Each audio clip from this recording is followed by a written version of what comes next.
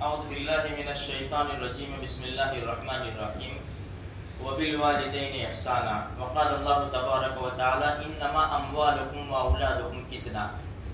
دیکھو میرے بھائیو، ماں باپ اور اولاد کا جو تعلق ہے نا، بڑا زبردست تعلق ہے۔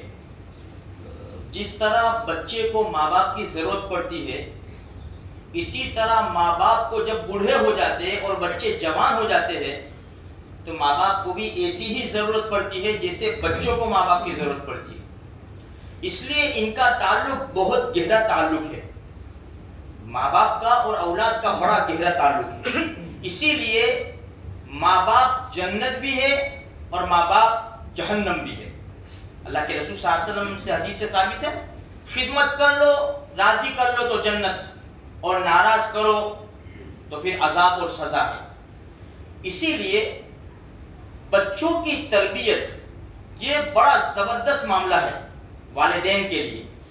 والدین کو چاہیے کہ بچوں کی شروع ہی سے بہترین انداز سے اسلامی طرز کے اوپر بچوں کی تربیت کرے، تاکہ بچوں کا رجحان اور بچوں کا ذہن دوسری طرف منتقل نہ ہو۔ عمر ابن خطاب رضی اللہ تعالیٰ عنہ کے پاس ایک آدمی اپنے لڑکے کو لے کر آیا اور کہا امیر المومنین یہ بڑا ہمارا نافرمان ہے۔ تو عمر ابن خطاب رضی اللہ تعالیٰ عنہ اس کو ڈانٹا کہ تیرے باپ کا یہ حق ہے، تیرے باپ کا یہ حق ہے، تیرے باپ کا یہ حق ہے۔ وہ سنتا رہا۔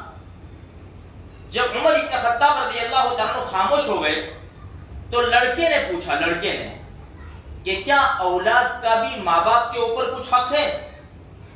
باپ نے اپنے حق گنوا دیے، تو کیا میرا بھی میرے باپ کے اوپر حق ہے کچھ؟ فرمایا کہ ہاں ضرور ہے، کیوں نہیں؟ عمر ابن خطاب رضی اللہ تعالیٰ فرمایا سب سے پہلا حق یہ ہے کہ باپ یعنی یہ آدمی اچھے خاندان کی بہترین قسم کی لڑکی تلاش کرے، تاکہ اولاد کو ماں اچھی ملے، اولاد کو تانا سننا نہ پڑے کہ تیری ماں فلاں فلاں ہے۔ تو سب سے پہلا تو یہ ہے کہ مرد اچھی اور بہترین لڑکی کو تلاش کرے۔ دوسرے نمبر کے اوپر ہے جب اولاد ہو تو اس کا اچھا نام رکھے، اچھا بہترین نام، اس لیے کہ ناموں کا اثر بھی پڑتا ہے۔ اور تیسرے نمبر کے اوپر اس کو قرآن کی تعلیم دے۔ تو وہ لڑکا کہنے لگا کہ امیر المومنین سب سے پہلا تو بات یہ ہے کہ میری ماں ایک باندی ہے جس کو میرے باپ نے 400 درہم میں خریدا تھا، اس سے میں پیدا ہوا۔ دوسرے نمبر کے اوپر میرے باپ نے میرا نام جعل رکھا ہے، جعل یعنی گندگی کا کیڑا، یہ نام رکھا ہے۔ اور تیسرے نمبر کے اوپر قرآن کی ایک آیت کی تعلیم بھی مجھے اس نے نہیں دی۔ تو عمر بن خطاب رضی اللہ تعالیٰ عنہ اس کی طرف متوجہ ہوئے، باپ کی طرف، اور کہا کہ تو حق تلفی کی بات کرتا ہے، تو کیا حق تلفی تیرے بیٹے کریں گے، اولاد کرے گی؟ تو نے تیری حق تلفی سے پہلے ان کے حقوق کو تو نے ضائع کر دیا۔ جو حقوق اولاد کے تھے وہ حقوق تو دیے نہیں۔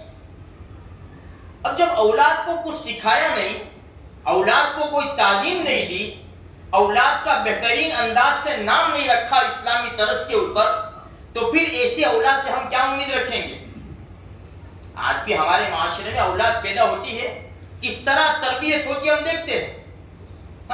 ماں دودھ پلا رہی ہے، موبائل ہاتھ میں، سیریل چل رہی ہے، بچے کے اوپر اثر کیسے پڑے گا؟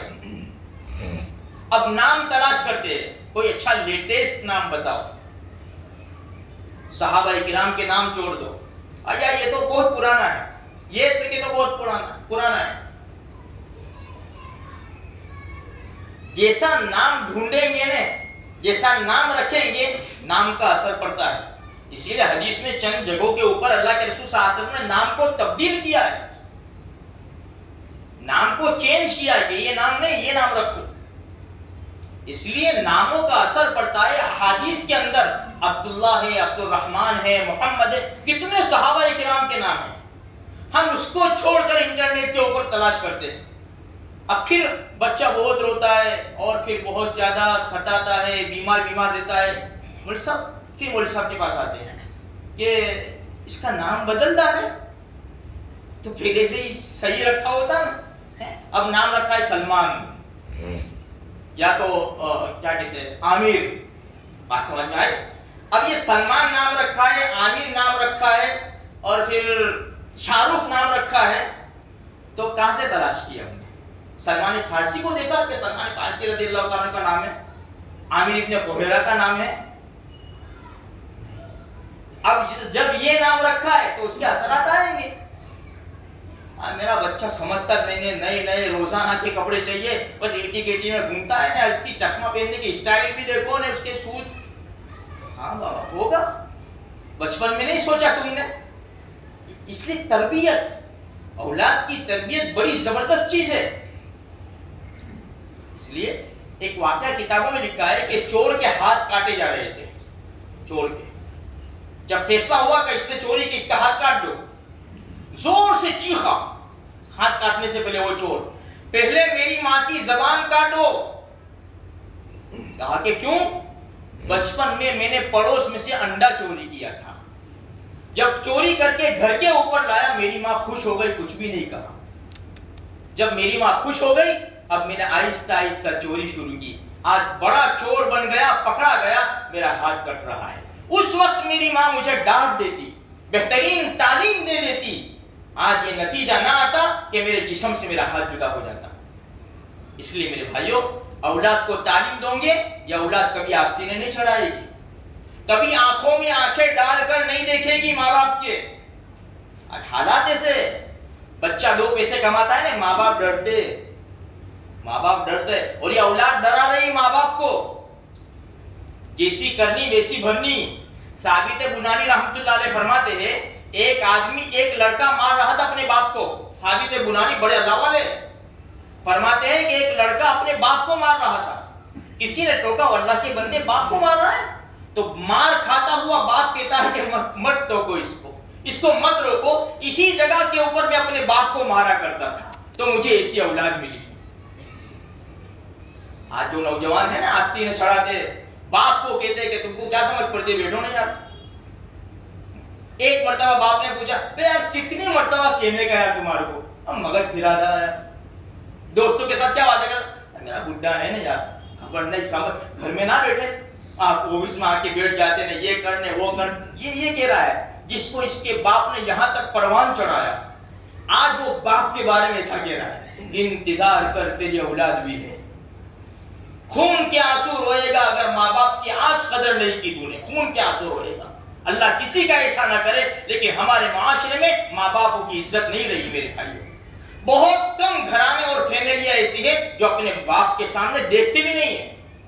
اتنا روب نیچی آواز سے باپ کے سامنے بات کرتے ہیں، نرم لہجے سے ماں باپ کے سامنے بات کرتے ہیں، چاہے باپ نے کتنا ڈانٹ دیا، ماں نے کتنا ڈانٹ دیا، لیکن اونچی آواز کر کے آنکھوں میں آنکھیں ڈال کر دیکھتے نہیں ہیں.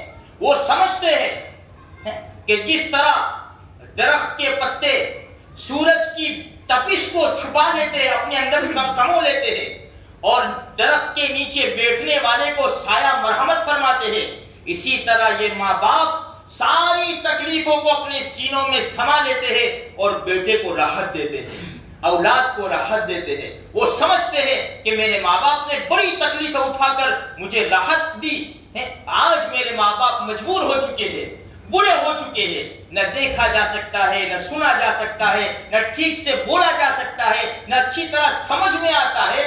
آج میرے ماں باپ میری خدمت کے محتاج ہیں. آج میں بچھ جاؤں، وَخْفِضْ لَهُمَا جَنَاحَ الذُّلِّ، اپنے بازو کو بچھا دے ان دونوں کے لیے. وَخْفِضْ لَهُمَا جَنَاحَ الذُّلِّ مِنَ الرَّحْمَةِ وَقُلْ رَبِّ ارْحَمْهُمَا كَمَا رَبَّيَانِي صَغِيرًا، اور دعا کر اللہ سے، اللہ ان دونوں کے اوپر ایسی رحمت نازل فرما، ان دونوں کے اوپر ایسی رحمت نازل فرما جیسا بچپن میں انہوں نے میرے ساتھ سلوک کیا ہے اور میرے اوپر رحم کیا ہے. سورہ قرآن کہتا ہے کہ اِمَّا يَبْلُغَنَّ عِندَكَ الْكِبَرَ أَحَدُهُمَا أَوْ كِلَاهُمَا فَلَا تَقُل لَّهُمَا اُفٍّ. اونچی آواز سے بات مت کر، ایسا جملہ نہ نکال کہ تیرے جملے کی وجہ سے ان کے دل کے اوپر ٹھیس پہنچے. اس لیے میرے بھائی دونوں طرف ہیں، ماں باپ اپنی اولاد کے ساتھ اچھا سلوک کرے، ویل فیل نہ بولے، انسن نہ بولے کہ بچے بھی پھر جواب دے رہے، آنکھوں میں آنکھیں ڈال کر دیکھے. بڑے اخلاق کے ساتھ اگر ہم گھروں کے اندر رہیں گے، ہمارا گھر جنت کا نمونہ بن جائے گا. ورنہ لڑائی جھگڑے ماں باپ کے اندر، ادھر ماں کبھی باپ کے ساتھ تو کبھی بیٹ اولاد کے ساتھ، پھر ماں باپ کے بھی جھگڑے، یہ جھگڑے بڑھتے چلے جائیں گے میرے بھائیوں اگر قرآنی تعلیم نہیں ہوگی۔ ہم قرآن کے طرز کے اوپر اور پیارا آقا صلی اللہ علیہ وسلم کے طرز کے اوپر اپنے گھر کے اندر سنسار چلائیں گے نا تو انشاءاللہ سکون ہوگا۔ اللہ پاک مجھے آپ کو سارے مسلمانوں کو توفیق نصیب کرے۔